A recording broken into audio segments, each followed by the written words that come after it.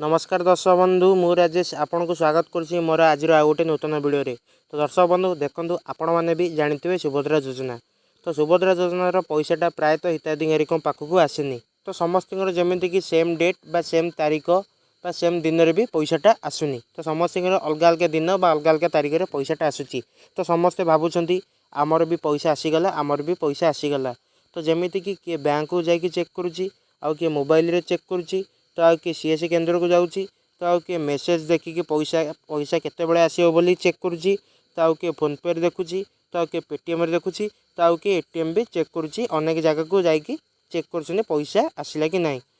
तो देखो आपण मानकर सुविधा लगी मु आपण पई गोटे एप्लिकेशन आनी आपण मैंने जो वीडियोटा देखुंट जो फोन रे तो से फोन माध्यम अति सहजरे घरे बसी आपणकर सुभद्रा योजनार पैसा आसला कि नहीं आपण चेक करें अति सहजरे भी जानीपर।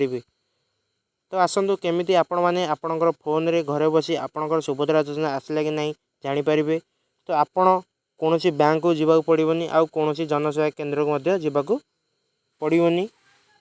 तो आसतु आपण मैंने जदि सुभद्रा योजना ऑनलाइन आवेदन करते आउ एपर्यंत पैसा पाई ना आपण भी जदि अपेक्षा कर सुभद्रा योजनार पैसा केबे आसीबो बोली तो आपण मैंने डेली चेक करें सुभद्रा योजनार पैसा आपण पाखक आसला कि नहीं। तो आपण मैंने जानते सुभद्रा योजनार पैसार प्रथम फेज सेप्टेम्बर 17 तारिख में आसीला आ द्वितीय फेजटा अक्टोबर 9 तारिख में आसीला। हेले आपण जानिछंती 17 तारिख आ 9 तारिख में पैसा आसीला किंतु ता मझिरे भी पैसा आसीला। तो केमती आसीला तो मझिरे भी बाई चान्स केते हिताधिकारी पैसा आसी जाइथिला। तो सेही भलिया एबे भी मझिरे प्रायतः पैसाटा आसुची।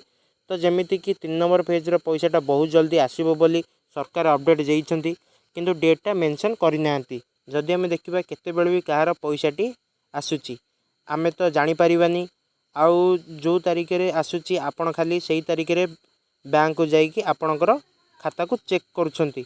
तो देखंतु आपण कोन करिवे तो आपण को कुआडे भी जीवाक पड़ोनी आपण घर बसी आपण निज फोन रे चेक करि परिबे। तो आसंतु देखिबा आपण केमिति चेक करिवे नियति भाबरे वीडियोटा को लास्ट पर्यंत देखंतु स्किप न करी। तो दर्शक बंधु आपण माने निज फोन रो प्ले स्टोर को प्रथम ओपन करनेबे। ओपन कर सारा पर सर्च बारे सर्च करिवे ऑल बैंक पासबुक जमीती कि मोर ये आगुरी सर्च होगी अच्छी। तो सर्च कलापर देखो आप्लिकेशनटा भी आसीगला। देखो आप्लिकेशनटा मुझे अलरेडी इंस्टॉल करके मो फोन रे रखिदेची। तो मुझे ये ओपन करनेबी।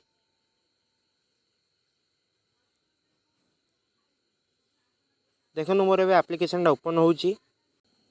देखो मोर ए आप्लिकेशनटा ओपन होगा सहित आप गोटे कथा जानी रखु आपणकर जदि बैंक सहित निजर मोबाइल नंबर लिंक अच्छी तो आपण मैंने आपण घरे बसी चेक करेंगे। जमीती कि मुझे भी शिखेबी जदि आपणकर मोबाइल नंबर लिंक नहीं तो आप देखिपारे बालांस को चेक करें।